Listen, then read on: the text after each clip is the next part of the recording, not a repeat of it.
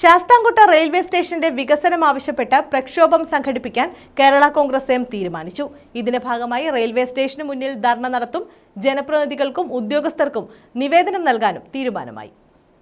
Sasthamkotta railway സ്റ്റേഷന്റെ വികസനം ആവശ്യപ്പെട്ട പ്രക്ഷോഭം സംഘടിപ്പിക്കാൻ കേരള കോൺഗ്രസ് എം കുന്നത്തൂർ നിയോജകമണ്ഡലം കമ്മിറ്റിയുടെ തീരുമാനം. റെയിൽവേ സ്റ്റേഷന് മുന്നിൽ ധർണയും railway division manager MP, MLA, മന്ത്രി എന്നിവർക്ക് നിവേദനം നൽകാനും യോഗത്തിൽ തീരുമാനിച്ചു.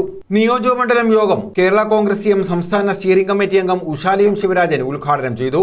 ഇടതുപക്ഷ ജനാധിപത്യ മുന്നണിയുടെ കൂടെ നിന്നുകൊണ്ട് ആ സമീപനങ്ങളെ ഏറ്റുവാങ്ങിക്കൊണ്ട് മുന്നോട്ട് പോയില്ലെങ്കിൽ നമുക്ക് വിജയിക്കാൻ പറ്റില്ല. നമ്മുടെ പ്രവർത്തനങ്ങൾ വളരെ താഴെ തട്ടിലേക്ക് ഇറങ്ങിച്ചെല്ലാൻ കഴിയണം. LDFന്റെ പ്രവർത്തനമായി താഴെ വാർഡ് മുതൽ ബൂത്ത് മുതൽ പ്രവർത്തനങ്ങളിൽ നമ്മൾ വളരെ ഡെഡിക്കേറ്റഡ് നിന്നില്ലെങ്കിൽ നമുക്ക് എങ്ങും എത്താൻ കഴിയില്ല എന്നുള്ള സന്ദേശം നമ്മുടെ മുമ്പിലുണ്ട്.